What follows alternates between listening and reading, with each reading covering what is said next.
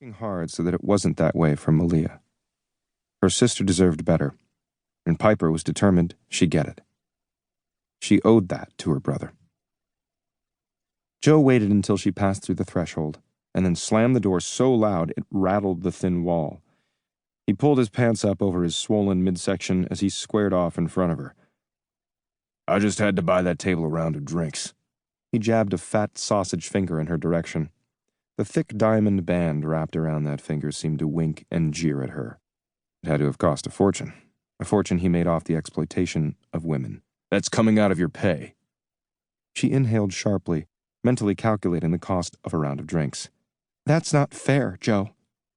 "You've used up all my goodwill, Piper. I only hired you because I thought you might change your mind and decide to dance." He looked her up and down appraisingly. "You got what it takes. You're small. Barely got any tits, but you're pretty, and lots of guys are into spinners. You could do a great Catholic schoolgirl." "Ew!"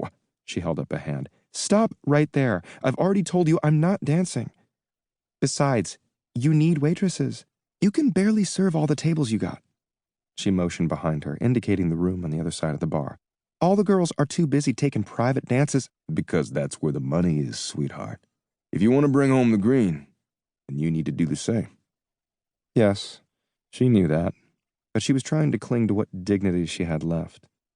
It was one thing to waitress at Joe's cabaret, and another thing to take to the stage or slink back into a private room for a lap dance. She knew more than lap dancing went on in those rooms. She worked at Joe's for a little over a year, and she'd seen enough to know how it worked here.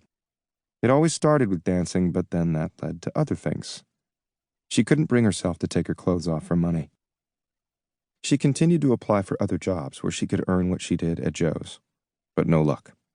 Sweet Hill was a small town, and the name Walsh was no good in these parts. Her job before this had been as a cashier at Brothers' Pantry. She'd worked there for almost 2 years when money went missing from the cash register. Of course, Rick, the manager, told her he'd overlook it and she could keep her job if she gave him a hand job in one of the storage closets. Never mind the fact that she didn't take the money. He was convinced she had. She was a Walsh, after all. After she told him to go screw himself, he'd fired her. Without a proper reference, the only other job she could land after that was Joe's cabaret. She couldn't lose this job, too. For no other reason did she bite her tongue and forget about her dock and pay.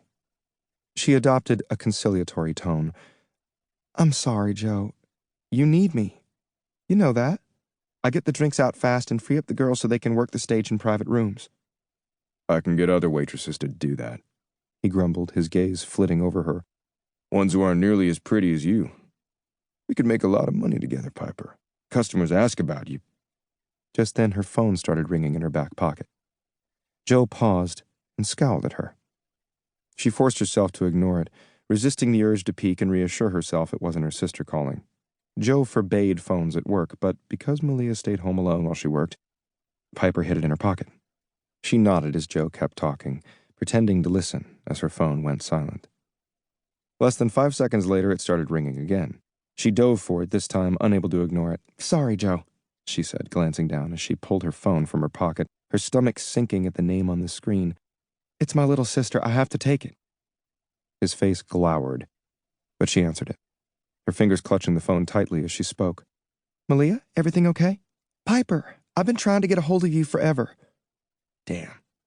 She had missed her earlier calls. She must not have switched the phone to vibrate, and the music must have been too loud on the floor. Her sister's voice trembled as she continued. "I need you to come and get me." "Where are you? You're supposed to be at home doing your homework." Or, given the hour, asleep in bed. I went out with some friends." Piper temporarily ignored the fact that her sister didn't have permission to go anywhere, instead seeking reassurance that her sister was safe. "Are you okay?" she asked anxiously. "Yes, I'm fine. We're all fine. We're just walking around, doing nothing, and this cop picked us up and brought us to the station. He said we shouldn't be walking the streets so late, and we had to call our parents to come and get us." Of course a group of 15-year-olds shouldn't be roaming the streets at midnight. That was just a recipe for trouble. Piper bowed her head and squeezed the bridge of her nose. Guilt stabbed at her. She should have been home looking after Malia instead of here. "And then how would you buy groceries? Or pay rent so they had a roof over their heads? To say nothing of Malia's soccer expenses, those aren't insignificant.